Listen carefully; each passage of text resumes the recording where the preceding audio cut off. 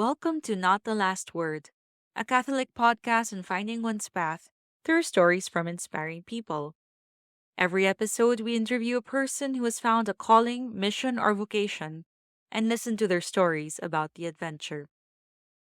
This podcast is produced by the Santuario de San Antonio Parish's Social Communications Ministry with volunteers from the single young adults community. I'm Clar Gomez, and this month, on Earth Day 2023, we bring to you a remarkable story of a climate activist and youth leader who is one of the renowned voices of this young generation calling for climate justice. Last March, Elsie Fernandez and I had the great opportunity to talk to Miss Marinel Ubaldo, a native of Eastern Samar, who is currently completing her master's program in environmental management. We spoke to her over Zoom with us in Manila and Marinel in North Carolina. Marinel organized the first youth climate strike in the Philippines.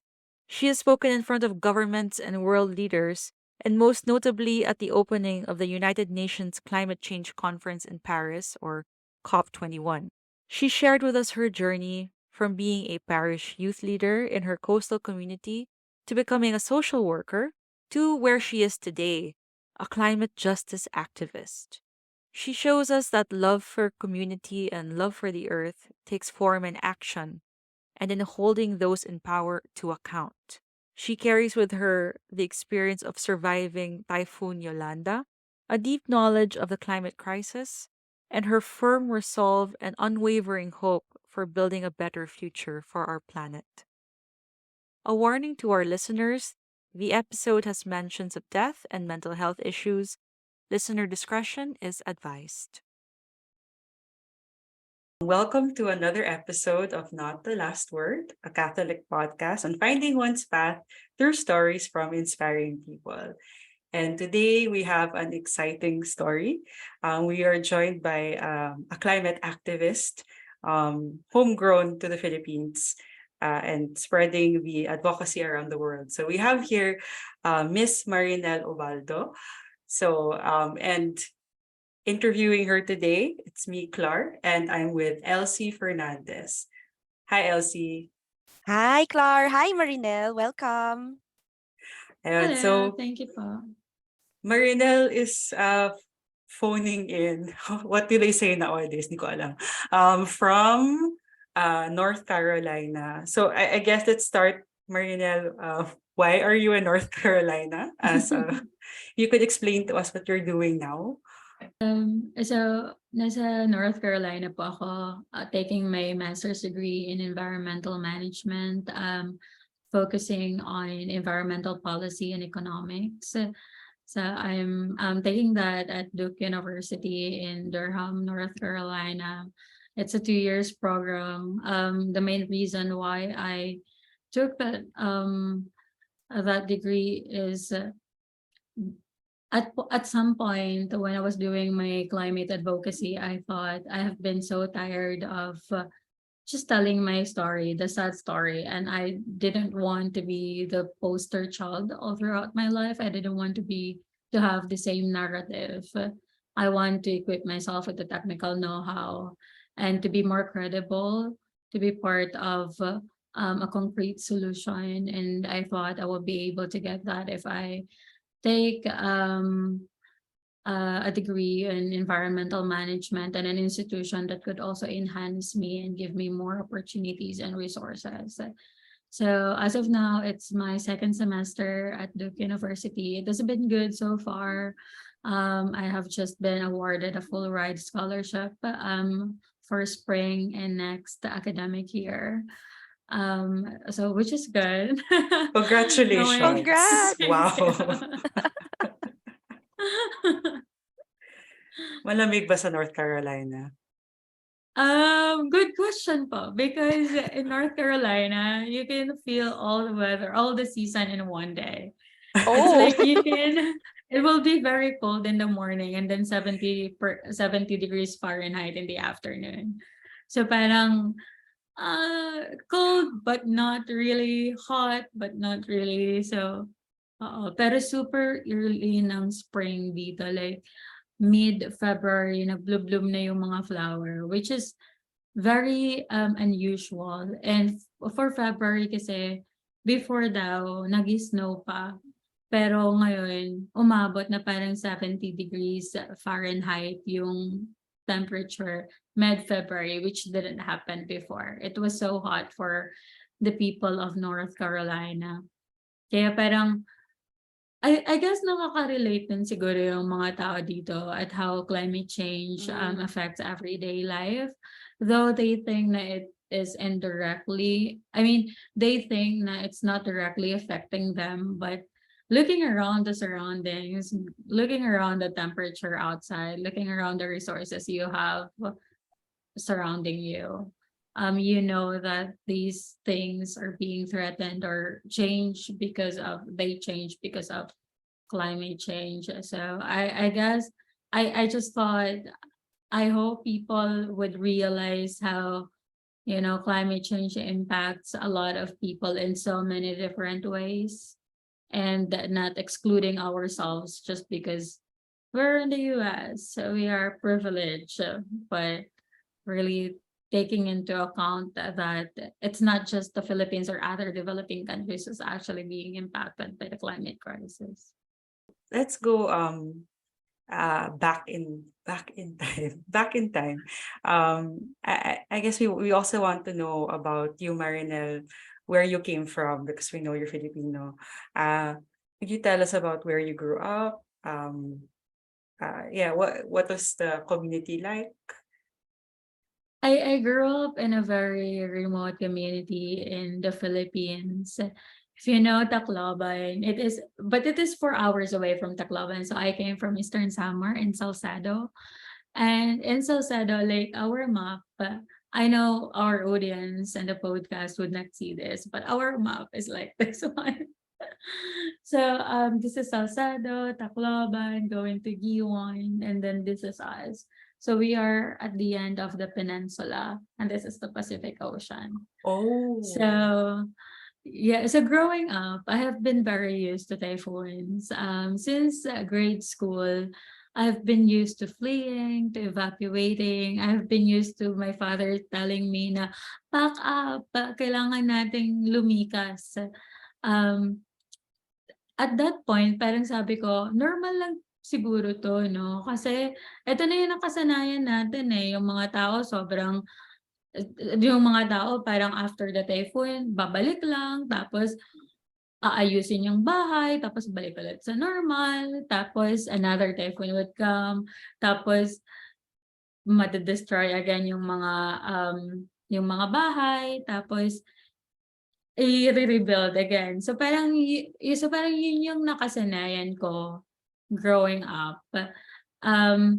Also, yung place namin kahit palagi siyang binabagyo, kasi kung hindi sa Eastern Samar or sa Eastern Visayas yung bagyo, nasa other part siya, I think Ilocos, I'm not sure. Pero most of the time, always kaming kasama.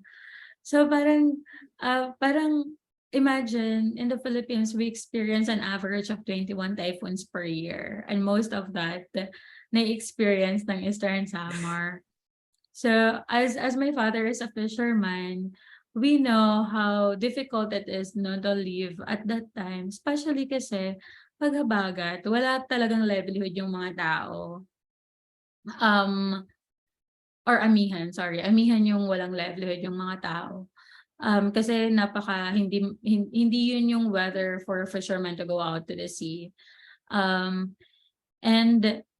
And yung place namin, I call it a paradise kasi we have a lot of islets, beautiful islets, mga white sand siya, tapos coastline talaga siya. So kahit lumaki ako sa dagat, lumaki ako kumukuha ng shell as my playground, yung pagkuha ng shell, yung pag low tide, ang daming, yung parang seagrasses, tapos may mga madaming shells. So parang yun yung naging playground ko, tapos yung dagat. I feel very connected to the environment. I grew up always planting mangroves kasi yun yung nagse-save sa amin sa storm surge. So, yun yung mga nakasanayan ko. Pero dumating kasi yung time na hindi na siya naging safe. We know na typhoons are getting stronger. We know na hindi na nagkakaroon na ng sea level rise kaya yung mga bahay before na hindi inaabot ng tubig, inaabot na siya ngayon. So, yun yung parang naging risk din. At the same time, kahit sabihin mo na napakaganda ng place namin, sobrang yung nature niya, sobrang ganda ng white sand. Alam mo yun, yung parang paggising mo sa umaga, pagtingin mo sa bintana, yung makikita mo dagat or white sand. So parang super super ganda. So yun yung hometown ko. That's how my community look like. I also studied my grade school and secondary in our community. So, yun. So, parang two sides of a coin, no? May parang paradise siya, but at the same time, very risky. Um, Yes. Mm. and then, I know medyo overused, and the word has other meanings now, but the resilience that you had to have at an early age, because you have to keep on moving and then Yeah. rebuilding. Though Yeah. I know the Ay, resilience conversation, parang ibang conversation yan. But oo nga yeah. eh.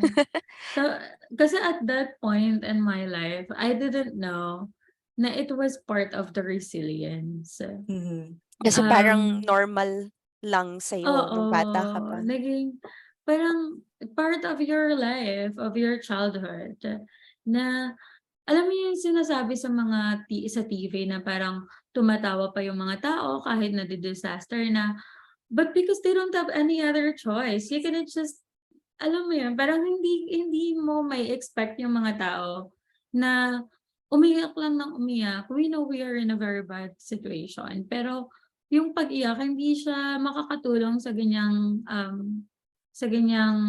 pangyayari, especially kung nasa middle ka ng typhoon, 'di ba? Mhm. And yun, parang looking back at it, now I guess that I know more. Looking back at it, it feels surreal at the same time kasi parang wow na-experience ko at wow na-survive ko yun. Parang gano'n. I'm sure, Marinel, na siyempre going back dun sa kabataan mo, nasabi mo nga na nasanay kayo doon sa, napakagandang environment, and also you also have to always move, evacuate, etc. So, nung bata ka pa, how was the sense of your community? How were you also involved ba at an early age with your community, or were you also involved with your parish community? Yes, I'm very involved. I started when I was uh, when I was in grade school. I was very involved in our school as the school's president at that time. At the same time, I also started joining our parish choir. So when I was already in secondary school, I was very active not just in school but also in the community in a form of services sa church namin. And very interesting kasi I guess the one thing that really that interests me to getting into or serving the church is sa family namin, hindi masyado yung parents ko masimbahin, alam mo yun po. So parang ako gusto ko pupunta ako ng church pero ayoko yung muupo lang kasi makakatulog ako. So the way that I did it is I joined the choir, which I really loved. I love the community na na-form dun sa parish namin hanggang yung parish priest namin ay bumuo ng parang youth ministry na ako yung naging youth coordinator. So nung naging youth coordinator na ako yung nagko-coordinate ng mga activities within the parish and also coordinating the other activities in the diocesan level. So at that point, I got the sense of community within the church, but also within the whole diocese. Since I've met a lot of leaders, I've been so inspired by a lot of mentors, not just our parish priest, but also the bishop, other priest, yung youth coordinator ng the whole diocese was a nun. So then parang na-realize ko na ang dami palang spaces na you can be involved with, and you just have to put yourself out there and to parang show na you are interested and work hard for it to ensure na yung pagiging active mo will have some result in the future. So yun yung parang that's how kind of my community. I'm very not now, but I was outdoorsy person before. I could say that I'm always outside, looking for things to do, helping our community.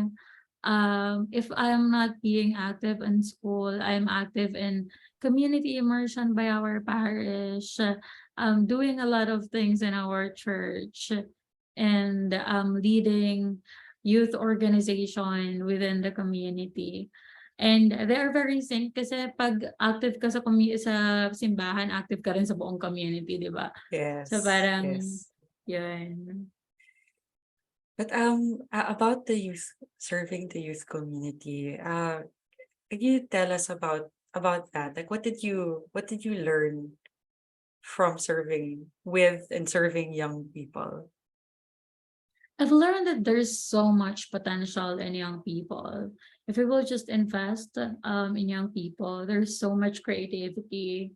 There is so much that we can hone, and the potentials that can be enhanced. Kasi sabi ko nga, kung walang may nag-trust sa potential ko, I will not be where I am now. So I know that the generation has been changing. There are a lot of trends that even I am just 25. I don't even get it sometimes. The trend. I mean, in social media. I don't get it But at all. if Okay lang. so parang sabi ko, titang-tita na ata ako. Okay, welcome. Tita mo. Welcome to the Tita Club. Pero yun po, I've learned na if we will work together, especially because yung friends ko then in our community was into it. So it wasn't a job at all to be the youth coordinator. It was just parang if I want to hang out with my friends, I could hang out with them in the church. If I want to hang out with my friends in the choir, I could hang out with them during practice. And so I got the sense of like family outside my own family. And I guess at that point, when there is so much harmony, when there is so much support, and when there is so much collaboration and partnership with each other, I think you just kind of form naturally things, and you achieve things and achieve projects that you thought you could not even do before. So parang yun yung na-learn ko na we should not be tired of teaching our youth or teaching our children. Kasi if we will listen to them, they have a lot of ideas and potential, and there is a lot that we can learn from them also. Yun yung hanggang ngayon sinasabi ko pa rin, kasi yun yung na-experience ko na parang kung na-receive ko, I was happy na na-receive ko yung ganong trust from elders, and I hope I could pay that forward to the next generation, to the next youth leaders. And I'm hoping na I'm creating that kind of atmosphere na they can reach out to me and ask for support, because I'm so happy to give back what I've received, what I needed when I was young at their age.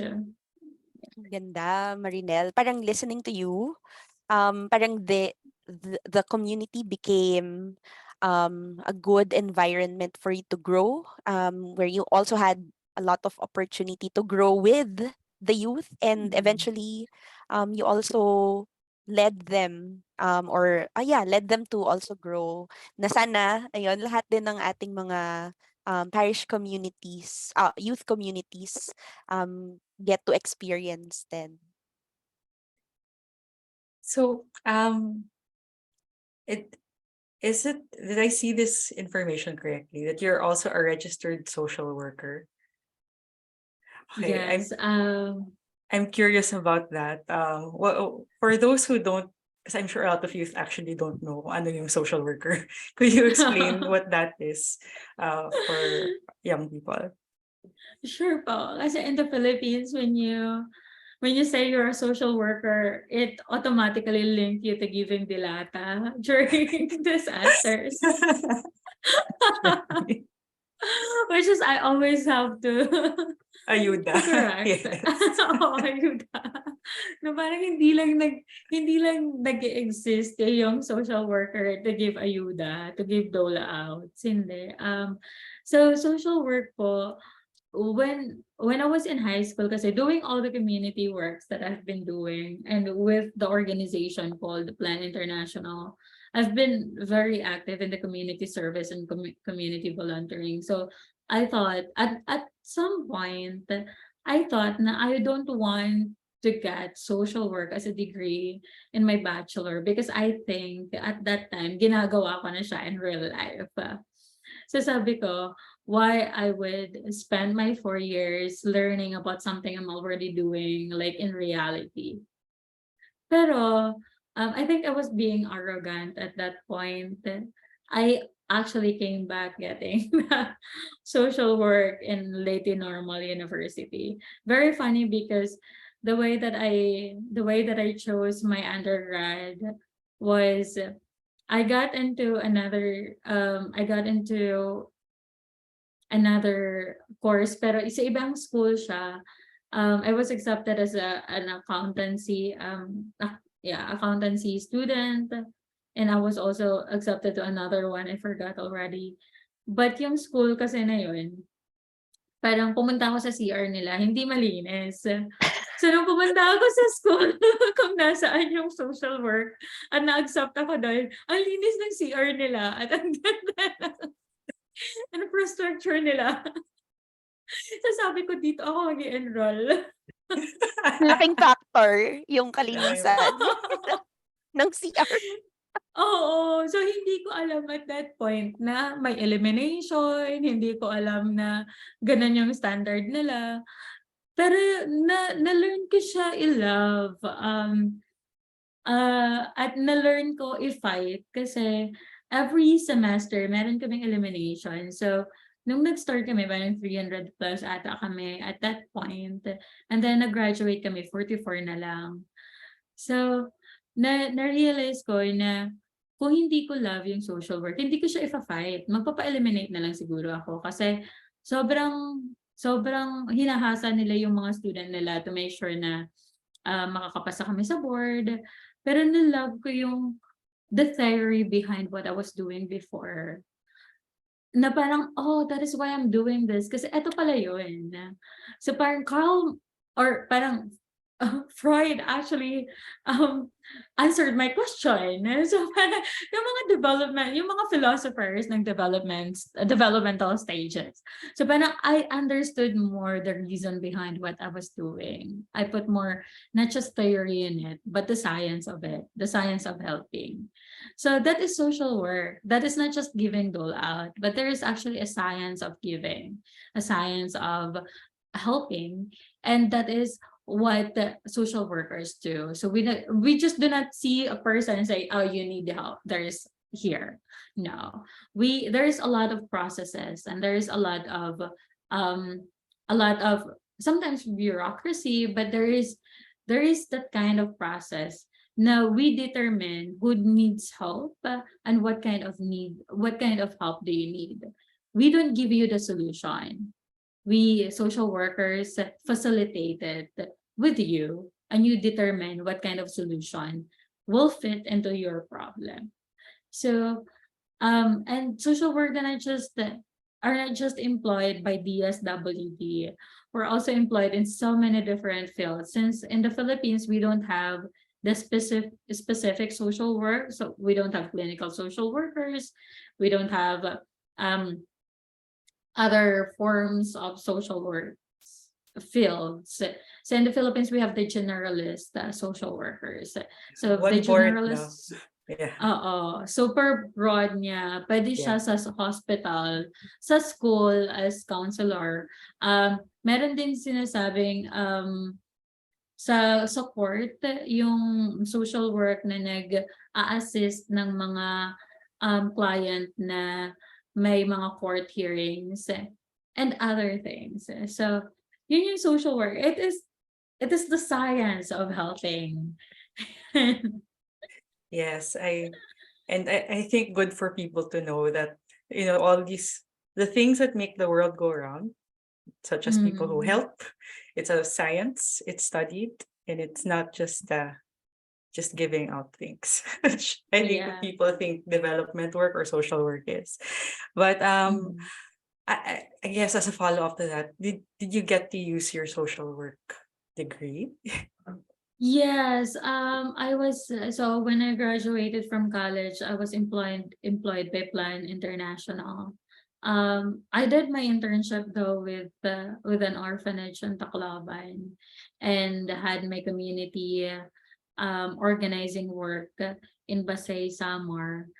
But my first employment was with Plan International, so I was able to manage five remote communities in Eastern Samar. So parang more on community work siya at this, pero ano siya, ang focused on children's empowerment and children's rights and women's rights. But the way we did our programs is through the community. Since children live in the community, so it is important to make sure that the community is safe. I'm curious, how does your family feel about your choices to go into social work instead of accounting, for example?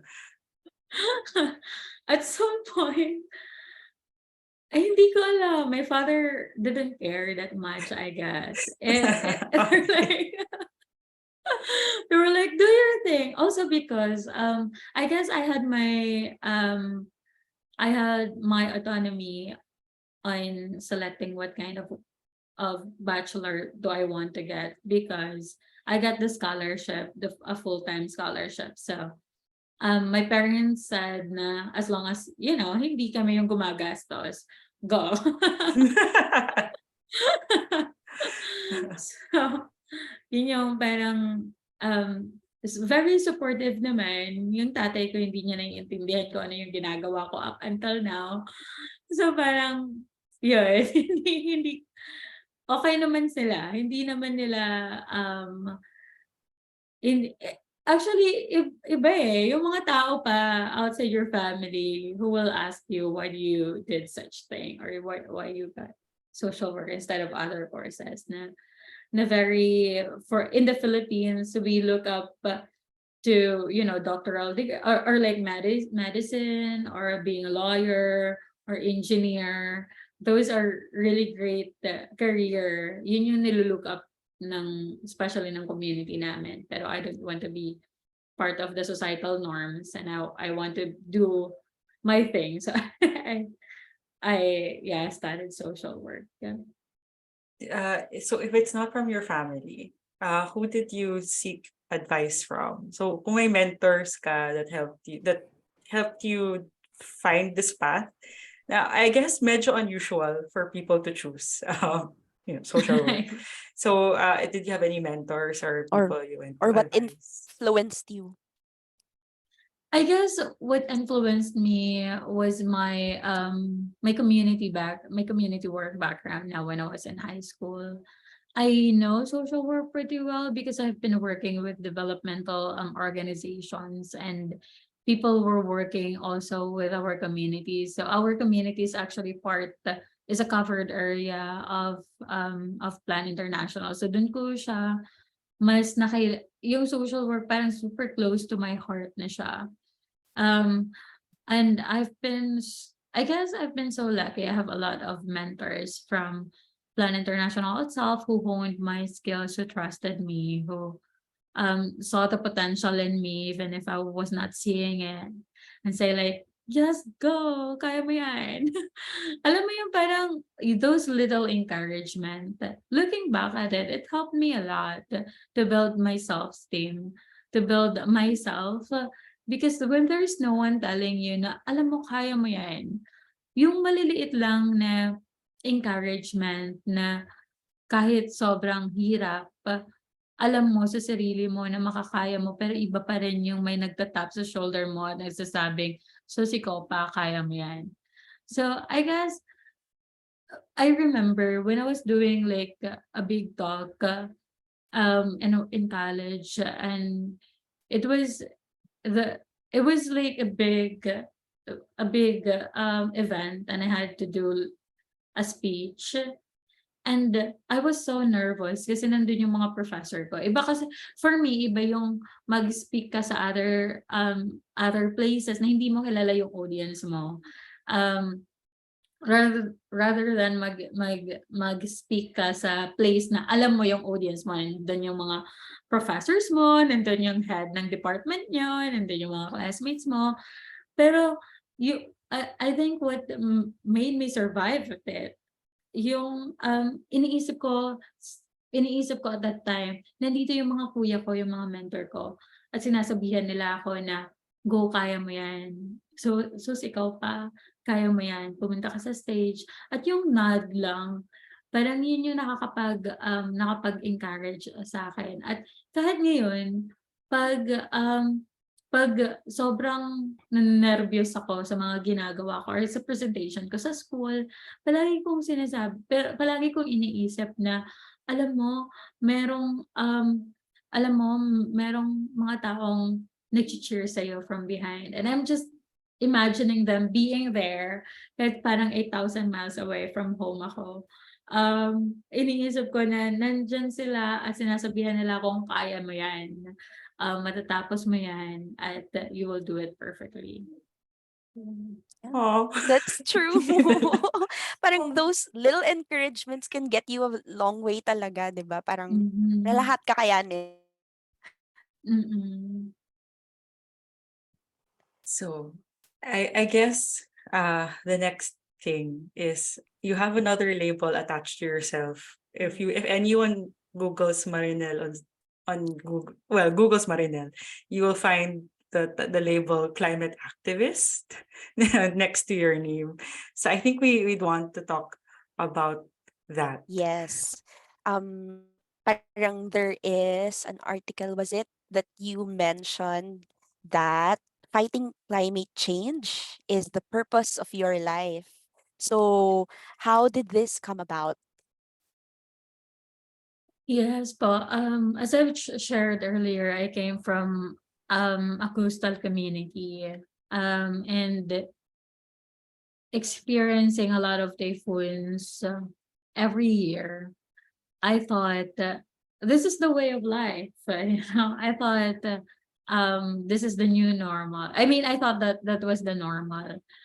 And 2013 came and Super Typhoon Haiyan happened, or we call it in the Philippines, Yolanda. It killed thousands of people in our province, and my community was so devastated that we were isolated for 3 to 5 days. My family didn't know where to go. We literally went back to zero. I've lost friends and relatives to the typhoon. I've lost almost everything, lahat ng pagmamay-ari ko at that time, including very sentimental things for me. It was so devastating that when I actually went out of the evacuation center where we were in, and I checked our house, I could not believe how our house collapsed kasi it survived a lot of typhoons na. So when my cousin told us na wala na yung bahay niyo, I couldn't believe. Because at that point, sabi ko, hindi pwede kasi nakita ko siyang mag-survive ng so many typhoons. Na-survive niya yun eh. So, hindi pwedeng nag-collapse siya ngayon.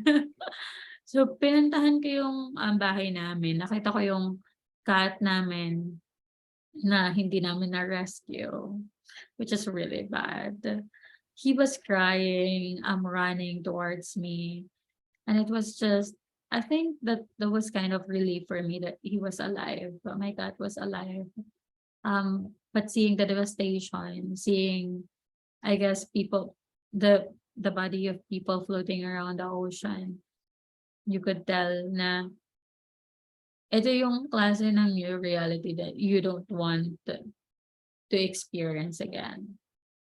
So in 2012, I have been already active in the climate space. That was the time when I got to be trained as a youth leader, as a youth facilitator. So I was already visiting schools and communities to talk about the basics of climate change. Pero nung nangyari yung Super Typhoon Haiyan, dun ko na-realize na parang hindi tayo dapat ma-satisfy na eto na, at dito tayo although it is very important to educate the communities. Pero sabi ko, we have to level up our advocacy. We have to level up our action because we cannot just live by, typhoons or disasters.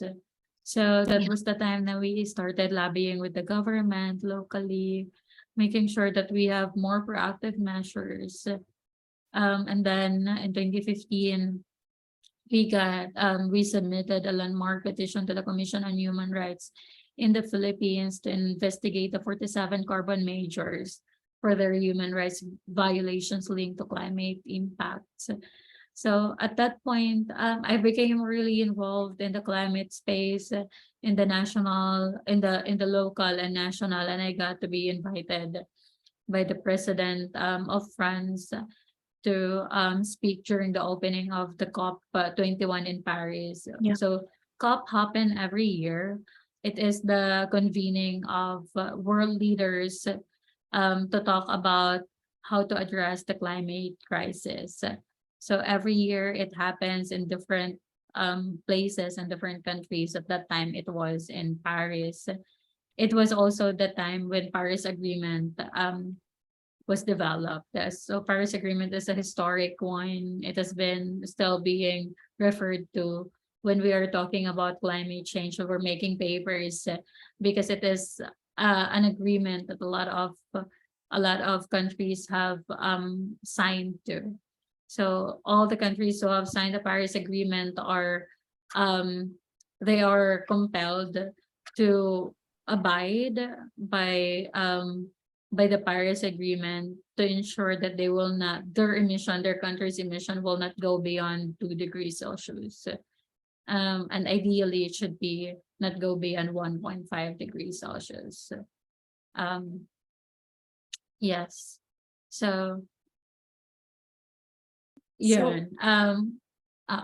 how I guess how do you how did you go from being where you were to becoming a climate activist? Like it's a did you decide you wanted to be a climate activist, or was it something that just happened over time kasi may mga I guess Nangyayari opportunities may yeah. nangyayari? Before I answer po that question, sorry, I just want to correct myself. That is below 1.5 degrees Celsius or below 2 degrees Celsius and not beyond. Yeah, and then keep 1.5 alive, We have diba? technical. Yes, keep 1.5 alive. I guess I was not planning to be one, to be a climate activist. I didn't dream to be a climate activist because it's exhausting. I guess I know I was so lucky to have a lot of platforms and opportunities to represent the voices of the youth. But at the same time, if you have been sharing your story over and over again, and you have been seeing a lot of inaction from the people who have who you have trusted na gagawa ng decision for Yeah. the betterment of your community and other countries. Pag nakikita mo yung inaction nila at yung procrastination nila, you become so disappointed and you Mm. feel na what am I doing here? I know I've gotten a lot of opportunities to speak around the world, pero if I would choose to go back and not to experience Super Typhoon Haiyan, I would rather not have those opportunities and keep my friends and my relatives alive. I think surviving Super Typhoon, it has become a moral responsibility for me to share the story, to humanize science, to make sure that we are not just seeing numbers, we're not just seeing statistics, we're not just seeing graph, but we are seeing real stories of real people who have experienced the brunt of of the climate crisis. And those people who have perished, they're not here to tell their stories anymore. So I think that has become a moral responsibility for me to tell my story because I'm here, I'm alive, and I have the platforms, and people listen, and I was given opportunities to speak up. Um, but those things I have not planned to do. I guess, palagi ko ngang sinasabi sa youth ngayon na parang, if you decide to be in this space, you have to be ready na almost as almost always you will be disappointed than you feel you're winning. And and and the result of the thing that you're doing of your campaigns and advocacy, it will be so slow. You will not see it in a year or in 2 years. Sometimes it happens after 7 years. You just have to keep on. You just have to make sure that you are also taking care of yourself, taking care of the people around you, keeping the relationship alive. Because the support system that you get from your family and friends, it will fuel you to do more because you love them that much that you don't want to lose them. And that means that you have to protect the earth. You have to make sure that you have a safe space, safe place to wake up in the morning because we all deserve to live in a place where it's we're not always thinking if we will ever be alive tomorrow. So we have the right to have a safe place where we can be nurtured and loved by our loved ones and not always think na kailan matatapos or kailan magkakaroon ng bagyo ulit at tatapusan lahat ng ito. Which has become already like the fear of a lot of people na bakit pa tayo magre-rebuild? Bakit pa ako magiging mabait? Kung yung mga kaibigan ko naman or yung mga kapitbahay ko naman mawawala naman sila baka sa next typhoon. Alam mo 'yan? So parang so sad to hear all those rants pero reality siya eh. So I guess that's always my why. Seeing how my family struggled to feed us, how my father who have been so strong from the very beginning. My father, oh my god, we cannot even talk to him. He was the authoritarian type of father. He is just there to provide. But at that point, during Super Typhoon Haiyan, I saw him hopeless for the very first time. I saw him na parang there's no other way. I saw him losing hope. I saw him parang hindi niya na alam kung ano yung gagawin niya. At I don't want to see my father like that. I don't want to see people losing their loved ones. I don't want to see people who are losing hope, who are losing the kind of dream that they have for their own families and for themselves. And sadly enough, a lot of people lost their dreams because they're not here anymore. Even people who have survived, they committed suicide because they thought they are not they they don't deserve to be here. If a lot of people die, they should too. Alam mo yun, so parang ang daming naging underlying problems. And Yeah. if we will not address the core problem, which is the climate crisis, a lot of societal problems will happen. Yeah. And they are so interlinked with each other and how interconnected they are and intersectional they are.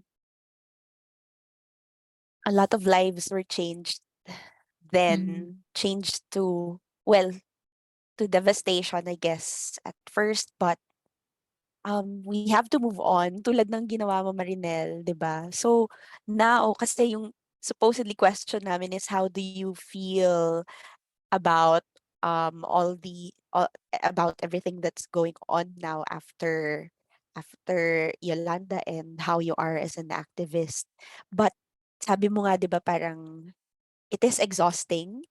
It is exhausting being an activist, but we know how important it is, 'di ba? Marami din tayong mga kaibigan who are still there fighting for the good fight. But how do you feel that it's still worth it?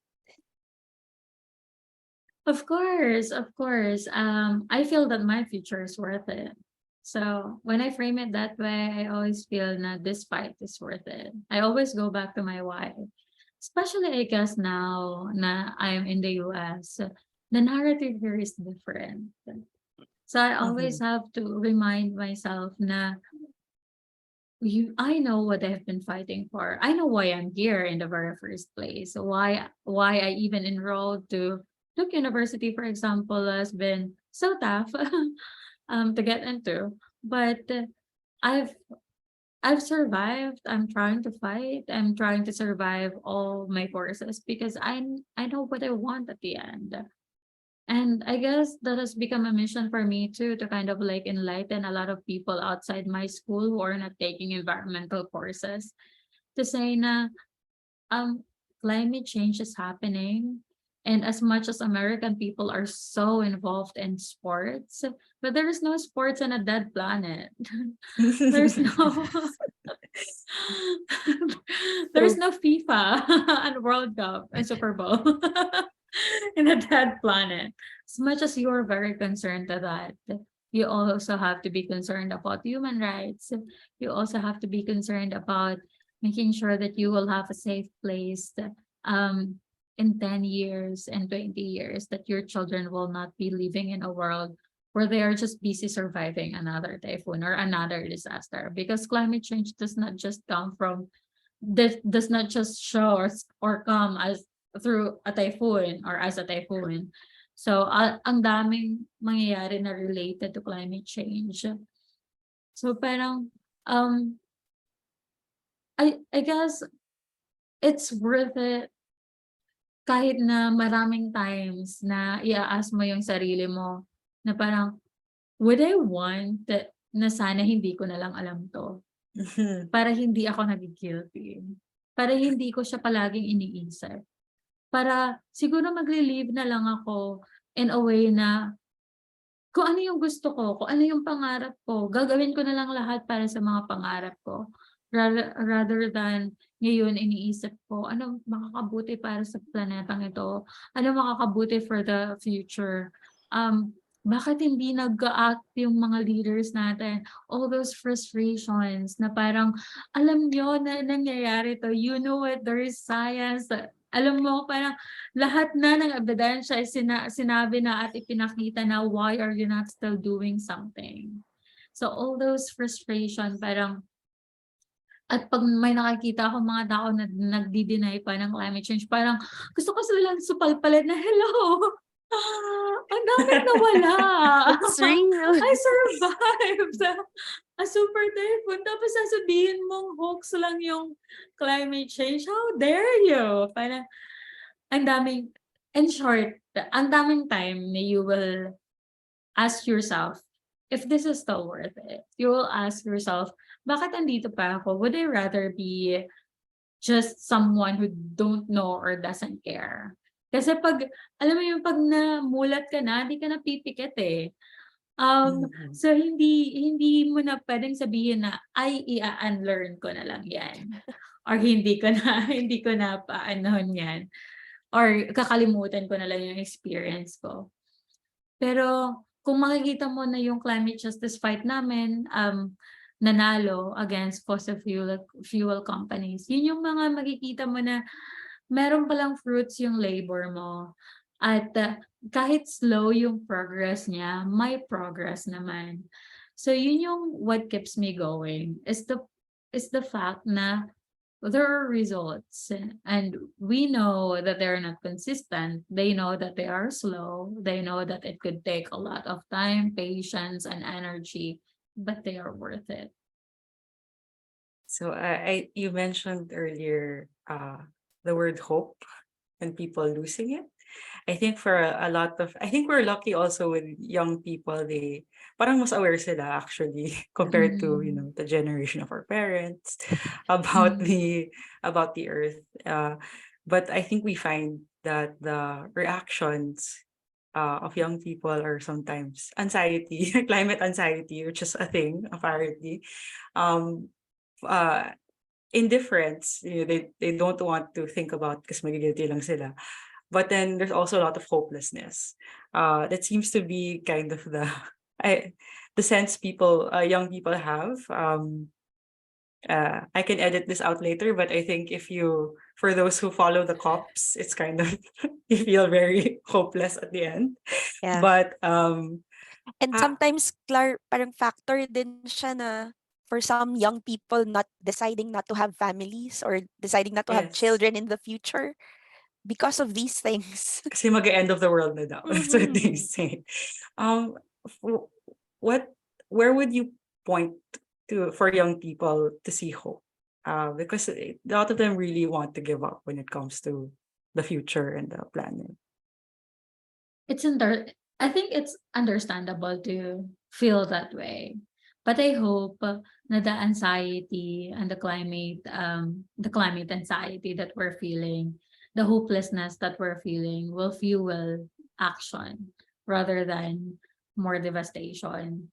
Kasi if we dwell on the negative feeling, if we dwell on the climate anxiety, if we dwell on the hopelessness, nothing would come out of it.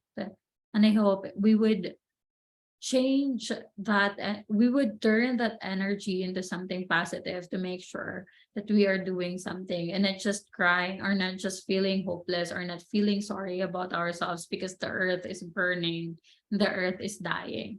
Well, it is, and we cannot do anything about it. What we can do for now is to make sure that their people are being accountable for their inaction. Our leaders will know that we care and we want them to take action, not just in the Philippines, but also in the whole world. Our world leaders have been convening for 27 years and more for to tackle about the climate crisis, but they have not stopped the increase of the greenhouse gases in our atmosphere. Since the Paris Agreement, there has been an increase. And so it means that our countries are not actually lessening their their carbon emission, and they're still doing what they're doing. So I think what gives me hope is the fact that we're alive. We can do something. If we're not here, we will not be able to do something. And if we're here, we have the capacity to do something, then be active in our communities. Make sure that you support petition, volunteer, because when you become a part of a community that is for a common goal, that is seeking for a common vision, you will feel that you're not alone. Na this anxiety is a collective anxiety. This hopelessness is a collective hopelessness. And if it is being shared, nagiging magaan eh. Nagiging magaan siyang dalhin. Mhm. So kung shared siya at you are learning from other people you're learning from other organizations or people what they're doing to keep up and to make sure that they are doing something for the community and to protect our environment. At some point, you will feel okay na may ginagawa ka naman, hindi kagaya ng mga nasa posisyon na walang ginagawa. I cannot say na okay lang yan kasi mamamatay din tayong lahat. I cannot say that. You can edit it out. I cannot say that, although it could be the reality, you know. Pero, we have to turn those anxieties and hopelessness into a fruitful energy that would become an action. So, So I think yun. I want to explore a tangent on because in our faith in the Catholic Church there's this Laudato Si, which Mm, a lot of people, but young people are also unaware of. I guess also because it's kind of a long document. It's partly philosophical, partly concrete. yes. But what do you think? Well, I guess this is an invitation for young people to pick up Laudato Si in even the distilled forms. May mga young people for versions. But what do you think the call is to young people for, that the church is telling us about in this Laudato Si document? I think the main point about Laudato Si is that no matter what your faith is, no matter your religion is, we all have the responsibility to protect our planet. Because this is not for us to consume, but for the next generation. It is not even, I mean, let me rephrase that. It is not for us to consume. We have just borrowed the planet that we are in now from the next generation. So we should not be greedy enough to consume what is beyond of our capacity. I think Laudato Si, whenever I think about Laudato Si, and I'm not the right person to speak, I'm not an expert on Laudato Si. But as someone working for Leading Laudato Si Philippines, I could say that one of the point um of the Pope when he was writing the Laudato Si is to encourage people to go back to the simple life. Um, to do things simply, to not to say na we have to go back to being a caveman, hindi naman. To making sure that we do not consume, yun nga, hindi natin dapat kinukonsume kung ano yung hindi natin kayang i-consume. Yun yung parang there's a lot of, I guess, misinterpretation kasi, sorry, hindi ko, another topic to, so you can edit it out. I'll just focus on Laudato Si. Kasi kung pupunta tayo ng consumerism, iba na naman yun. Pero, yan, I guess, yun, Laudato Si is inviting people to live simply, to protect the planet. I guess that's the core of it, is is to have that call in yourself to protect the earth because it is not for us to consume. And we still have the next generation para ma-enjoy naman nila kung ano yung nai-enjoy natin ngayon. At um at kahit na anong relihiyon ka pa, anong faith mo, as long as you are here in this planet, standing up in this planet, you have the responsibility to protect it. To protect kahit, di ba sinasabi nga sa Bible na mahalin natin ang ating neighbors, mahalin natin ang mga tao, at linisin natin ang ating kapaligiran. Yun din yung parang call ng Laudato Si to hindi para maging blind sa kung anong nangyayari at anong distraction um at mga unfair na ginagawa ng mga tao towards our planet. We have to fight for it kasi at the end hindi atin to. That's a good soundbite. I know. So I think we're nearing the end of this interview, and I think Elsie has the great closing question. Marinel, so as we end this interview, since our audience are targeted to our young people who will be the next generation or who are actually living to be the next generation then. So what will be your advice to our young people? I guess my greatest advice is to never underestimate your power to make a change. I always say na I am just a girl from a very remote community in the Philippines. You will not believe that when I was in high school, I had to ride a jeep for 2 hours to access my Facebook account or to Google something.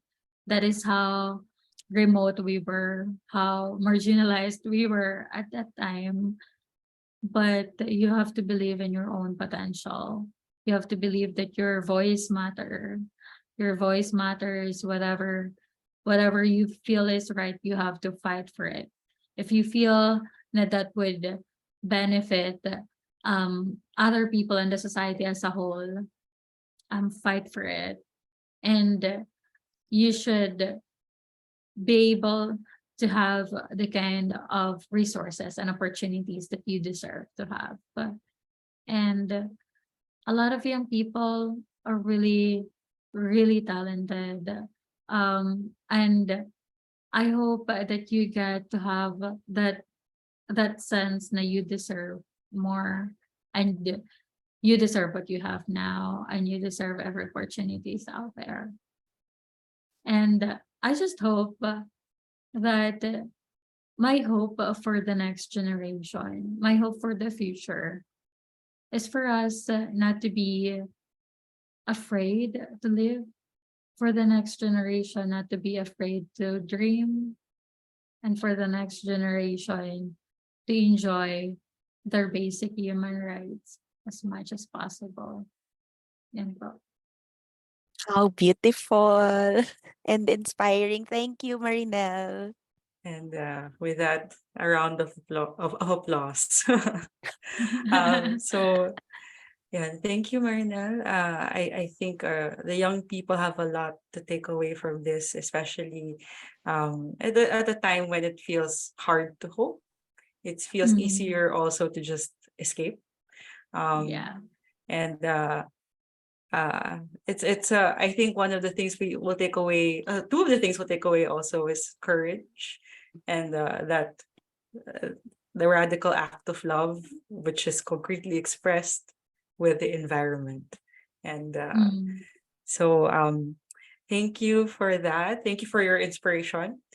And with that, I guess this ends our podcast. Thank you for to all those who are listening. We hope you find this as inspiring as we do. Thanks. Thank you. Thank you. Thank you for listening to Not the Last Word, a Catholic podcast on finding one's path through stories from inspiring people. We plan to release one episode every month and to bring you new stories of people you may find interesting. If there's someone you'd like to be featured on this podcast, get in touch with us at notthelastwordpodcast@gmail.com.